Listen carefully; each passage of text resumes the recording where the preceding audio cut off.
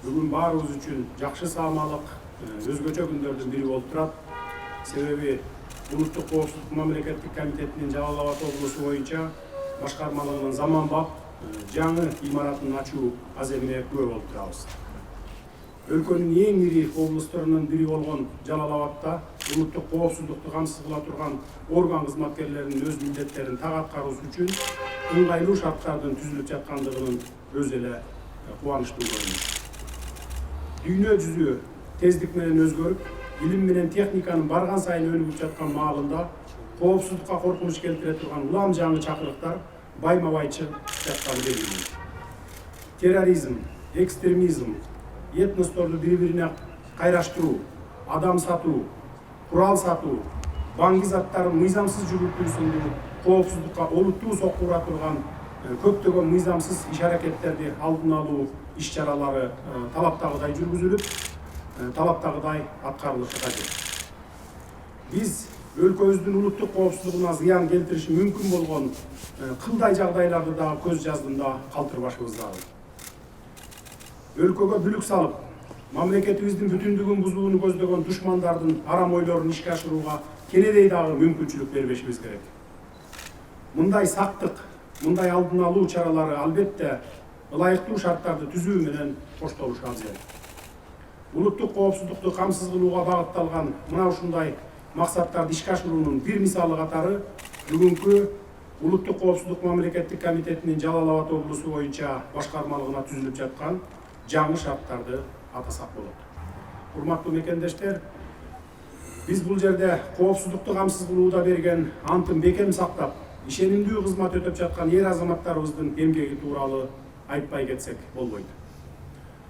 Коопсуздук органдарынын кызматкерлери учурдун жана замандын татаалдыгына карабастан өздөрүнүн кызматтык милдеттерин так жана ырааттуулук менен аткарып, чалгын иштерин жана чалгынга каршы аракеттерди көрүп, паракорчулук, аткезчилик, терроризм, диний экстремизм, наркобизнес жана уюшкан кылмыштуулукка каршы күрөшүүдө албан ийгиликтерди жаратууда.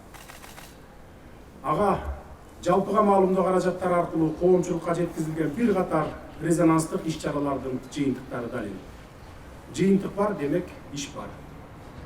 Мен улуттук коопсуздукка кам көргөн уулдарыбызда Манас бабабыздын, Барсбек Кагандын, андан берки Курманбек Баатыр, Ер Солтоной, Ер Табылды аталарыбыздын духу жана руху бар экенине бекем ишенемин. Бабаларыбыздын ата журт үчүн өмүрүн арнап, эл четинде, жоо бетинде болуп, эл журтунун тынчтыгы, бейпилдиги үчүн тыным алып, көз илмебей күрөшүп келгендигинен натыйжада мамлекеттүүлүгүбүз сакталып келе жаткандыгынан кабардар деп ойлойм. Алар дагы өз кезегинде кылымдардан бери жашап келе жаткан ыйык мекенибизди кийинки муундарга көздүн карагындай кылып өткөрүп берет деп так кесе айта алам. Мындай мекенчил уул кыздарыбыз турганда Кыргызстандыбыздын келечеги ишенимдүү колго берилет деп айтууга толук негиз бар.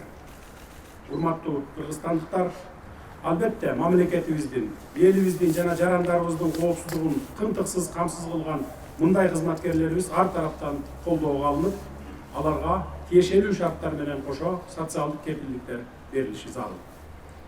Ошону менен бирге иштин көлөмүнө, аткарган кызматынын боордугуна жараша шарт түзбөй туруп, кызматкерлерден кандайдыр бир натыйжаларды, ийгиликтерди талап кылуу адатынан качышыбыз керек. Эл аралык тажрыйбаларга ылайык кандай гана иш-аракеттер болбосун, алардын татаалдыгына, ага карата жүктөлгөн милдеттерге тыкырып талдоо жүргүзүлүп, ага жараша талап коюу, ага жараша шарт түзүү күтүлгөн натыйжаны берерин түшүнүүбүз абзел. Бул боюнча акыркы жылдарда мамлекеттин жана улуттук коопсуздук кызматынын жетекчилиги тарабынан коопсуздук органдарынын кызматкерлеринин ишмердүүлүгүнө өзгөчө көңүл бурулуп, ар бир кызматкердин толук кандуу иш алып баруусуна кам көрүлүп келе жатат. Урматтуу агайын туугандар, сөз башында белгиленгендей, жер жүзүндө инновациялык технологиялардын өнүгүшү, агрессиянын өсүшү сыяктуу улуттук коопсуздук үчүн жаңы коркунучтар жаралууда. Бул өңүттөн алып караганда, Камчыбек Кыдыршаевич башында турган мамлекеттик комитет тарабынан улуттук коопсуздукка коркунуч жарата турган иш-аракеттерге каршы алгылыктуу жумуштар жасалып жатат. Мамлекеттин, коомчулуктун жана жарандарыбыздын бейпилдигине бүлүк сала турган коркунучтарды алдын алуу боюнча мындай иш-аракеттер өлкө жетекчилиги менен кошо элибиздин да колдоосуна ээ болуп жатканын баса белгилеп кетейин. Өзүңүздөр билесиздер, өткөн айда эле Коопсуздук кеңешинин жыйынында өлкөбүздүн улуттук коопсуздук концепциясы жактырылды. Концепция өлкөнүн улуттук коопсуздугун камсыз кылуу деңгээлин жогорулатууга багытталган көптөгөн практикалык иш-чараларды өзүнө камтыйт. Биз өлкөнүн коргонуу жөндөмдүүлүгүн күчтөндүрүү жана улуттук кызыкчылыктарды сактоо үчүн мыкты методикаларды жана механизмдерди күнүмдүк ишибизге колдонууга киргизишибиз керек. Мындай максаттар Камчыбек Ташиевдин жетекчилиги астында улуттук коопсуздук мамлекеттик кызматы тарабынан тез жана натыйжалуу ишке ашырыларына бекем ишенем. Урматтуу коопсуздук кызматкерлери, сөзүмдүн акырында айтарым, учурда демократиялык өнүгүү жолун тандап алган Кыргызстаныбыздын алдында чоң максаттар, милдеттер турат.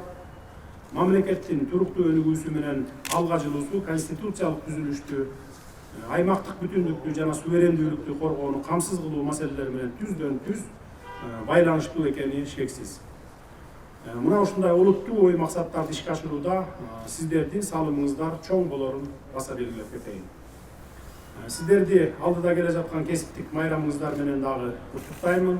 Улуттук коопсуздук органдарынын кызматкерлеринин күнүнө карата жаңы имарат сиздерге жагымдуу маанай тартууласын. Жаңы кызматтык имаратыңар ак жолтой болсун. Жаңы имараттын босогосун аттоо менен ишиңер жаңы күч, жаңы дем менен башталсын.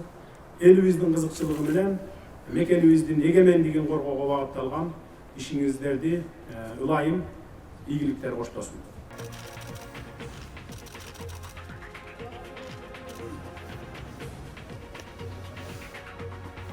Саламатсыздарбы жоокерлер?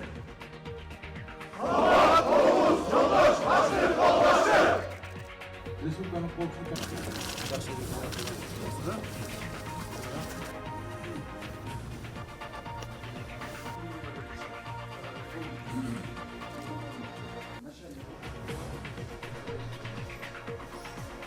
Taptazır Capcanı, buyumlarız, müdürleriz, olmakın başçısı, memleketli, Caşı, Pazar, Cumhur, Yazıklarının Müslümanlar, Barçalar, 30. yılların kutlanızlarının süre, Caşı'nın kayfanlık belgemizler yok. Memleket şunuzda.